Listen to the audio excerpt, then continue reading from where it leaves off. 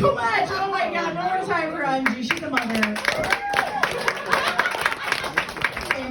She's famously a mother.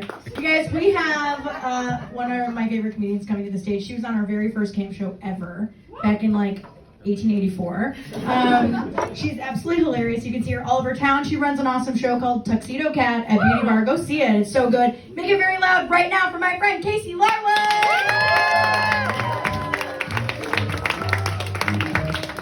Orzech, everybody.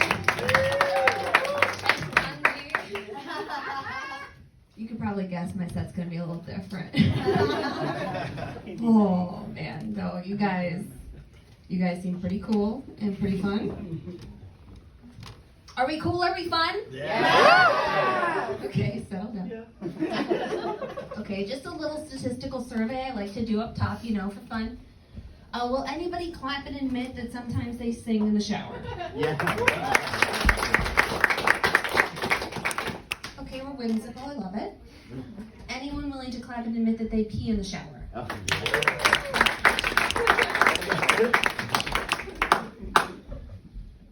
Usually more than the singing, fantastic. Nobody has to admit to this one personally because it's kind of a personal question. I can literally see all of your faces. Will anybody clap and agree with me that it's perfectly normal for anyone, not for you, but like for anybody? And it's like actually super healthy according to scientists. Again, not for you, but like for anybody. Like, like when you're in the shower and you have like a little extra time in the morning, it's like warm, and you clap if you think it's okay to make love to yourself in the shower.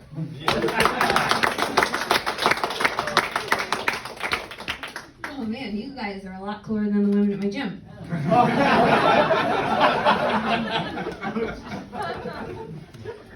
A little bit about me, since you asked.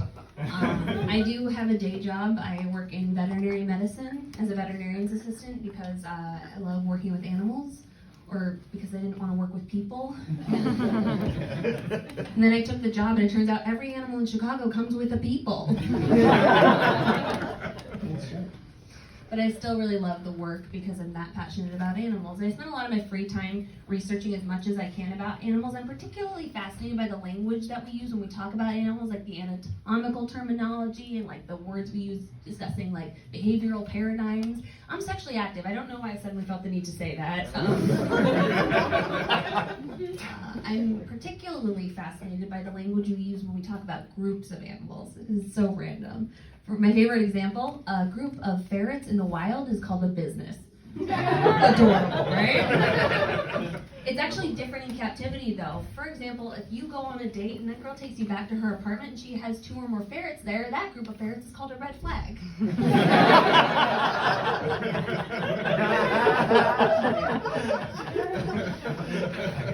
We've all dated someone. Did anyone else over quarantine miss their family? No, right? Right? I grew up in Northern California. A lot of my family still lives there, so good social distancing. And the other half of my family is from Rhode Island. And fun fact about people from Rhode Island is a lot of them are very liberal and progressive, even when their accents aren't. A lot of my family voted for Elizabeth Warren in the primary, but they sound like they wrote in Tom Brady. Very, very good-hearted, well-educated, very progressive people, but the accent's just really competitive. I can introduce them to a friend of mine and they'll say something like, why. So what you're telling me is that you're exploring the spectrum of your sexuality, you don't really identify with the gender you were assigned at birth, and ultimately you feel confined by the gender binary? What are you, queer?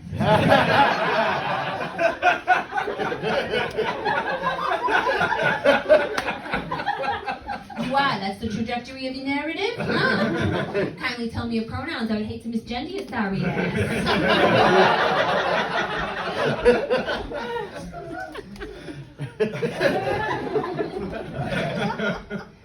Your parents ever tell you a story about yourself when you were a little kid? It turns out you might have been evil. Yeah, but not cute, bratty Bart Simpson, one time I drew on the walls kind of way. I'm talking a sinister child. Have you ever met a little girl and you look in her eyes and you get the sense that she got a little too excited when she found out that grown-ups also cry? Right? Yeah, my parents told me this story about myself when I was 6 years old at my sister's first communion. My Uncle Chris brought a date, a girl he had been seeing for a few months. A weird date, but whatevs. And I looked up at her and I said, so, you're Uncle Chris's girl, which is like already what the fuck. Right? And of course, she couldn't have been nicer to me. She just looks down and she winks and she goes, I don't know, I guess I am Uncle Chris's girl. Yeah, kind of not reading my vibe. And I turned to walk away, but before I do, I look at her and I said, he's never gonna marry you.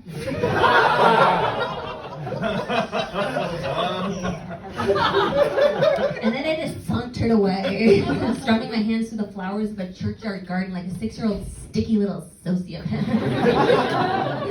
And you guys, I don't have a joke about it. I'm just dealing with it. Like, frankly, I'm mad my parents told me this story because I asked them some follow-up questions. They did not do anything about it. And if that is your child and you don't take her to a therapist or an exorcist, eventually she grows up, and even if she has like this sweet goofball bookish exterior, like deep down, like that weird, bitter, demonic, fiscal Republican Disney villainess is still festering inside her, spitting acid in the face of anyone who show her any kindness or warmth or, dare I say, love.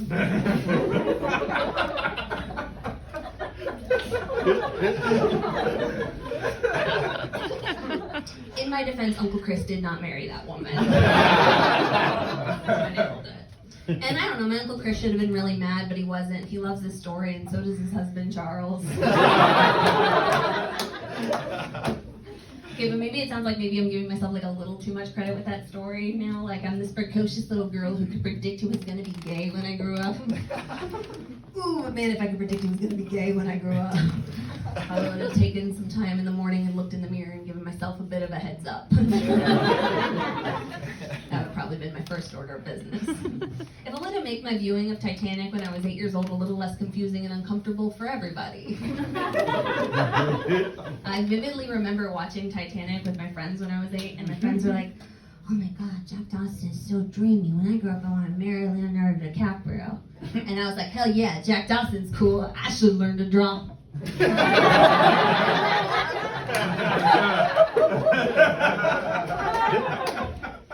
A male coworker I've known for like 2 years just found out that I'm gay, and he just looked at me and he said, Casey, you a lesbo? I thought you were just a nerd.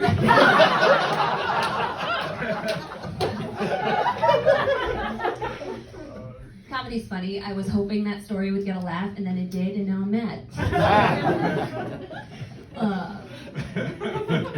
You guys ever get so high that you think you just came up with a really good idea for a movie, but it is the movie you're watching?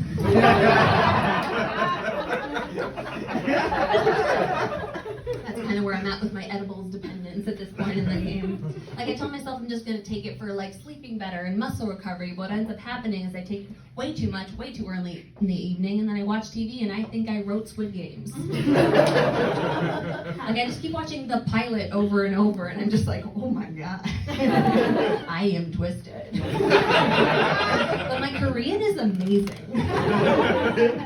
I don't know if you guys have ever seen this. There was a billboard on Addison and Lincoln on the way home from work, and it says, this is a sign that you shouldn't drive high. And I was going by that sign recently, and I was like,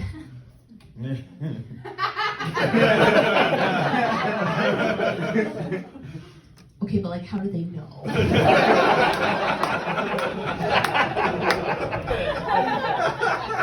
And then my girlfriend, who was actually driving, looked at me and went, you're a fucking idiot. So I do have a girlfriend. Sorry, ladies.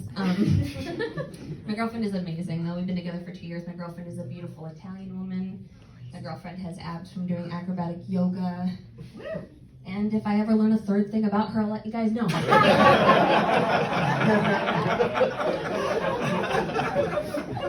She's amazing, though, and I'm really glad I found her before the world fell apart, because even before the pandemic, like, dating in queer circles just fucking blows. Like, you go on any given dating website, and of the tens of thousands of female profiles, you find maybe 15 profiles of, like, sane, attractive, decent-hearted, emotionally available lesbians. And 5 of those profiles are always me catfishing the other 10. So it's my girlfriend and I were trying to keep things interesting during lockdown, so we tried role playing for the first time. I like to pretend to be a doctor because I am very insecure about my level of education. And she recently asked me to pretend to be a maid. And I said, okay. I know, kind of a weird submissive role for a big butch woman such as myself. Yeah, a big butch woman always gets a polite chuckle. Is it that when I say big butch woman, you look at me and you go, you look like your favorite sport is editing Charmed fanfiction? Is that it? Another one? All right.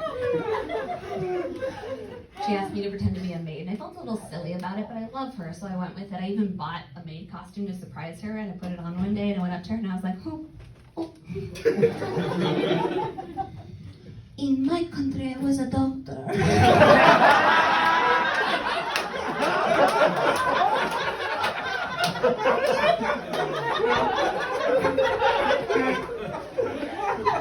And she said, babe, that sucks. And she asked me not to talk to her for a while, if you can believe that. And I was like, okay. Can't handle a little social commentary through sex play? Got it. Okay. Like, I don't know, what is it? You just, like, want me to wear the maid uniform? That's what does it for you? Like, you just want me to pretend to be, like, a quiet little maid? You don't want me to, like, ruin it with all my clever, funny talking? Or you just want me to walk around the apartment like a silent servant until you're ready? Just walking around like a mute little maid, maybe just dry humping a Swiffer Wedget until you're ready to fuck me? Is that what you want? You pervert? I misunderstood the whole maid thing. She just said, it would be nice if you did the dishes.